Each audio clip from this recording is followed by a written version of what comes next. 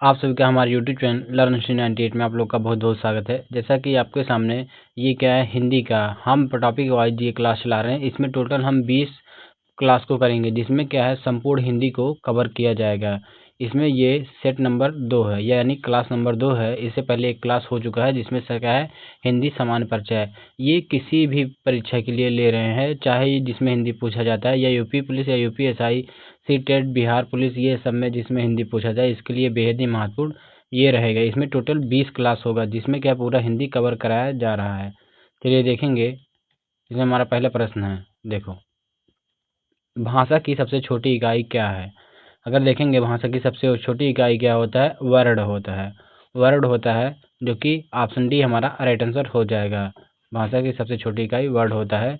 Next question देखेंगे, इसमें हो जाएगा वर्णमाला किसे या वर्णमाला कहते हैं, या वर्णमाला किसे कहते हैं। तो ये हो जाएगा वर्डों के व्यवस्थित समूह को क्या है वर्णमाला कहा जाता है, जो कि ऑप्शन डी हमारा राइट आंसर हो जाएगा। इस पर स्टार मार्क करेंगे और क्वेश्चन जरूर याद करेंगे, क्योंकि ये कई बार पूछा जा चुका है। चलिए अगला क्वेश्चन देखेंगे। इसमें हो जाएगा निम्न में से कंठ ध्वनियाँ कौन सी है। अगर देखेंगे इसमें कंठ ध्वनियाँ कौन सी है, तो ये देखेंगे, देखो का खा, ये कंठ ध्वनि है, कंठ ध्वनि है। ये हो जाएगा ऑप्शन ए हमारा राइट आंसर हो जाएगा। देखो ये चा छा जा है, ये क्या है तालु ध्वनि है, तालु ध्वनि है। और ये टा ठा, ये जो टा अड़ा है, ये हो जाएगा हमारा मूर्धन्य हो जाएगा, मूर्धन्य या मूर्धा हो जाएगा, मूर्धा हो जाएगा। चलिए अगला क्वेश्चन देखेंगे। इसमें देखो हो जाएगा स्थान के आधार पर बताइए कि मूर्धन्य व्यंजन कौन से हैं। इसमें बताना है हमें मूर्धन्य व्यंजन कौन सा है। तो ये हो जाएगा ये डा ढा, डा ढा ये क्या है मूर्धन्य व्यंजन हो जाएंगे, जो कि ऑप्शन सी हमारा राइट आंसर हो जाएगा। ये पा फा देखेंगे, ये ओष्ठ व्यंजन है, ओष्ठ व्यंजन है। अगर ये जा झा देखेंगे, ये हो जाएगा हमारा तालु व्यंजन हो जाएंगे, तालु व्यंजन हो जाएंगे। और ये गा घा देखेंगे तो हो जाएगा कंठ व्यंजन हो जाएंगे। तो अगला प्रश्न देखेंगे।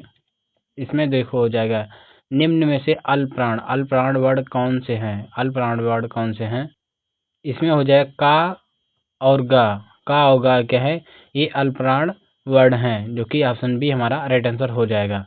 चलिए अगला प्रश्न देखेंगे। इसमें देखो हो जाएगा निम्न में से नासिक के व्यंजन कौन सा है। अगर देखेंगे इसमें नासिक के व्यंजन कौन सा है, तो ये हो जाएगा इया, इया क्या है, ये एक नासिक के व्यंजन है। इसके अलावा देखेंगे ये जो अड़ा है, ये भी के नासिक व्यंजन है। और ये ना है, ये भी नासिक व्यंजन है। माँ, ये भी क्या नासिक व्यंजन है। और ये अंगा, ये भी क्या है नासिक के व्यंजन है। चलिए क्वेश्चन देखेंगे। इसमें हो जाएगा ए वर्ड क्या कहलाते हैं। अगर ए वर्ड देखेंगे तो ये क्या कहलाता है, तो ये हो जाएगा कंठ तालु कहलाते हैं, कंठ तालु कहलाते हैं, जो कि ऑप्शन डी हमारा राइट आंसर हो जाएगा। चलिए अगले क्वेश्चन देखेंगे। इसमें हो जाएगा हिंदी वर्णमाला में अयोगवाह वर्ड कौन से हैं, या कौन से हैं। तो ये हो जाएगा ऑप्शन डी सही हो जाएगा, अंग आहा, अंग आहा ये क्या है अयोगवाह वर्ड हैं, जो कि ऑप्शन डी राइट आंसर हो जाएगा। चलिए अगला प्रश्न देखेंगे। इसमें हमारा है, देखो, बताइए निम्न में बताइए किस शब्द में द्विज व्यंजन है। अगर इसमें देखेंगे किस शब्द में द्विज व्यंजन है, हो जाएगा दिल्ली, दिल्ली में क्या है ये द्वित व्यंजन है, द्वित व्यंजन, जो कि ऑप्शन सी हमारा राइट आंसर हो जाएगा। चलिए अगला क्वेश्चन देखेंगे।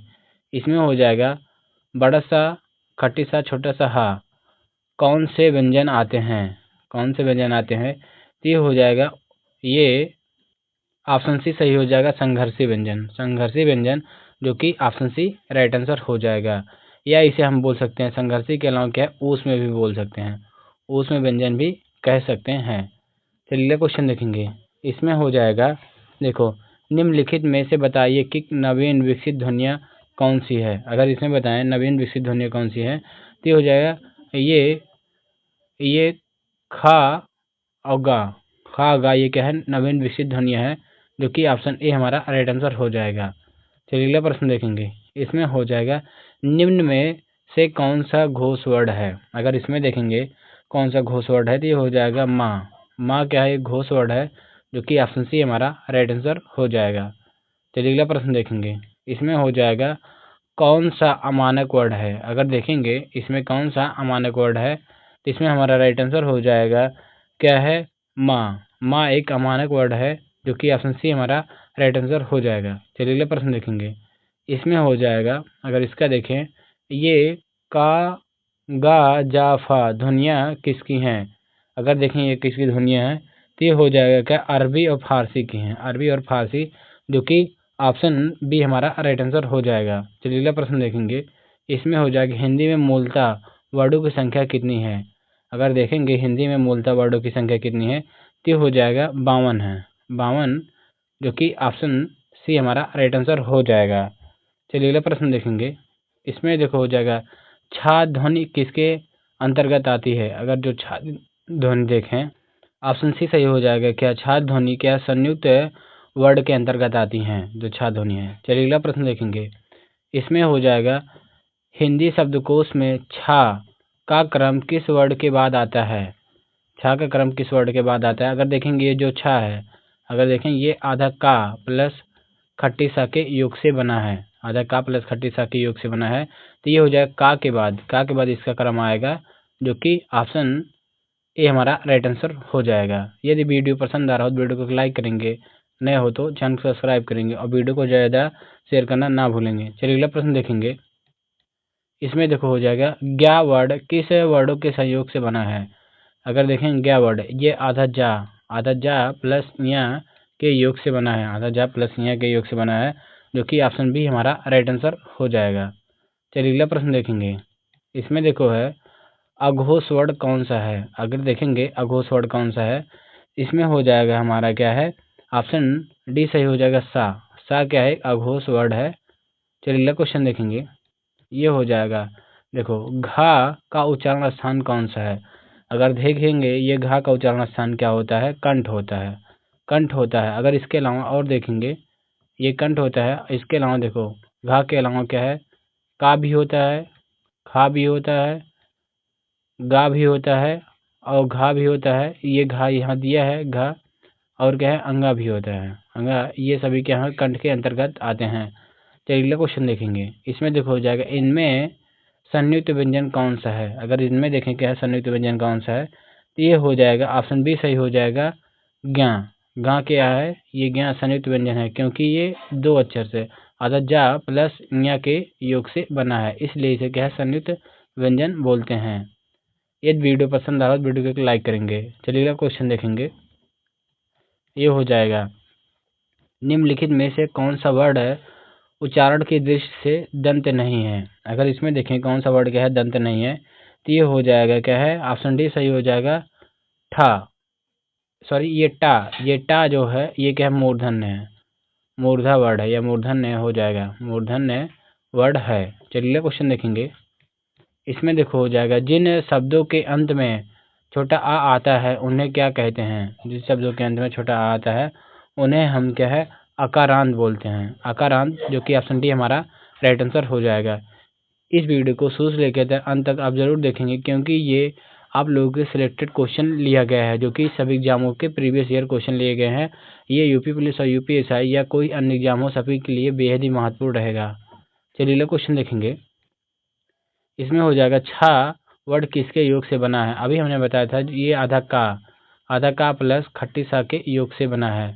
इसमें हो जाएगा क्या है, इसमें देखो सभी ऑप्शन गलत हैं, इसे बना लेंगे आधा का प्लस खट्टी सा के योग से बना है, तब ये ऑप्शन ए हमारा राइट आंसर हो जाएगा। चलिए अगला प्रश्न देखेंगे। इसमें हो जाएगा, हिंदी वर्णमाला में स्वरों की कुल संख्या कितनी है? अगर इसमें देखेंगे कुल कितनी संख्या है, तो ये हो जाएगा 11 स्वर हैं, 11 स्वर हैं, जो कि ऑप्शन बी हमारा राइट आंसर हो जाएगा। चलिए क्वेश्चन देखेंगे। इसमें हो जाएगा, निम्नलिखित में स्वर नहीं है। अगर इन चारों ऑप्शन में देखें ऐसा है कौन सा है जो कि स्वर नहीं है? देखो इसमें छोटा आ ये भी स्वर है, छोटा ऊ ये भी स्वर है, ए ये भी क्या है स्वर है, लेकिन ये इया एक व्यंजन है, ये व्यंजन है, जो कि ऑप्शन डी हमारा राइट आंसर हो जाएगा। चलिए क्वेश्चन देखेंगे। इसमें हो जाएगा, निम्नलिखित में टा वर्ग नहीं है। अगर इसमें देखें टा वर्ग के अंतर्गत नहीं है, देखो ठा भी आता है और ये ढा भी होता है और ये आड़ा भी आता है, लेकिन ये जो घा है ये का वर्ग के अंतर्गत आता है, का वर्ग के अंतर्गत आता है, यही भिन्न हो जाएगा, जो कि ऑप्शन डी राइट आंसर हो जाएगा। चलिए अगला प्रश्न देखेंगे। इसमें हो जाएगा हिंदी वर्णमाला में व्यंजनों की संख्या है। अगर देखेंगे हिंदी वर्णमाला में व्यंजनों की संख्या कितनी है तो हो जाएगा 33 है, 33, जो कि ऑप्शन सी हमारा राइट आंसर हो जाएगा। इससे वेरी मोस्ट इंपॉर्टेंट लगाएंगे, इंपॉर्टेंट मार्क करेंगे और क्वेश्चन जरूर याद रखेंगे क्योंकि ये कई बार पूछा जा चुका है। चलिए क्वेश्चन देखेंगे। इसमें हो जाएगा निम्नलिखित में से कौन सा पश्च स्वर है। अगर देखें कौन सा ऐसा है जो कि पश्च स्वर है, ये हो जाएगा बड़ा आ। बड़ा आ ये क्या है, पश्च स्वर है, जो कि ऑप्शन ए हमारा राइट आंसर हो जाएगा। चलिए अगला प्रश्न देखेंगे। इसमें हो जाएगा निम्नलिखित में से कौन अयोगवाह है। अगर इसमें देखें कौन अयोगवाह है तो ये हो जाएगा विसर्ग। विसर्ग क्या है, अयोगवाह है।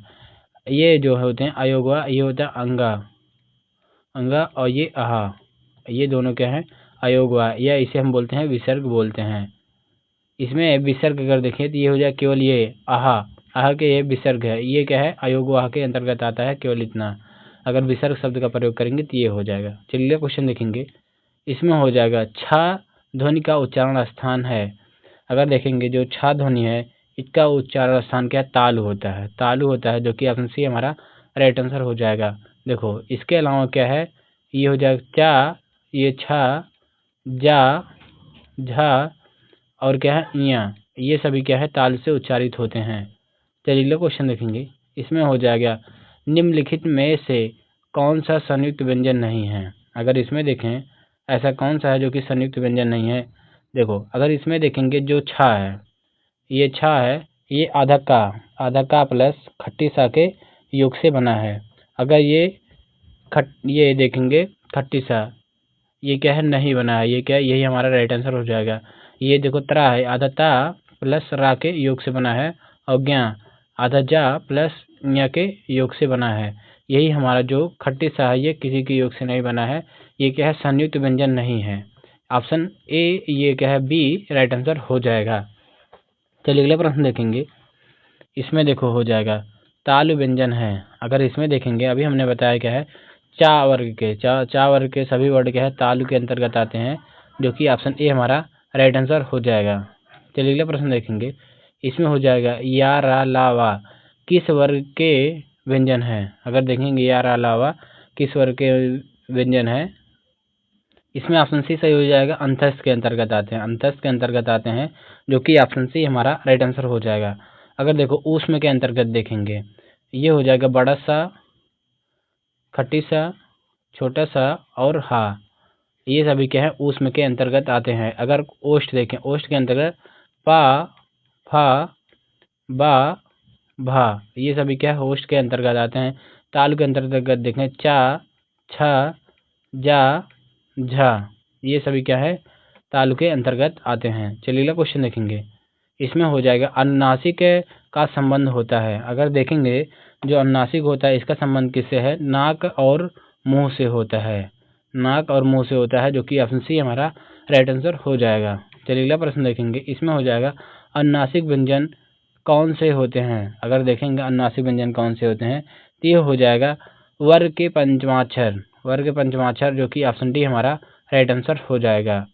जैसे देखो अगर देखेंगे ये हो जाएगा इया भी होता है, अंगा भी होता है, ये आड़ा भी होता है, ना भी होता है, और क्या है माँ, ये सभी क्या है पंचमाक्षर के अंतर्गत आते हैं। इस पे इम्पॉर्टेंट मार्क करेंगे या स्टार लगाएंगे क्योंकि ये क्वेश्चन कई बार पूछा जा चुका है। चलिए क्वेश्चन देखेंगे। इसमें देखो हो जाएगा हिंदी वर्णमाला में स्वरों की संख्या है। अगर देखेंगे हिंदी वर्णमाला में स्वरों की संख्या कितनी है तो हो जाए 11। क्वेश्चन रिपीट हो गया तभी ये याद रखेंगे क्योंकि ये कई बार पूछा जा चुका है। चलिए क्वेश्चन देखेंगे। इसमें हो जाए कंठोष्ठ ध्वनि का उदाहरण है। अगर देखें कंठोष्ठ ध्वनि का कौन सा उदाहरण है, इसमें हो जाएगा औ, ये गलत लिखा गया है, ये और हो जाएगा औ, ये भैया कंठोष्ठ ध्वनि का उदाहरण है, जो कि ऑप्शन ए हमारा राइट आंसर हो जाएगा। चलिए क्वेश्चन देखेंगे। इसमें हो जाएगा भाषा निर्माण की इकाइयों का सही अनुक्रम है।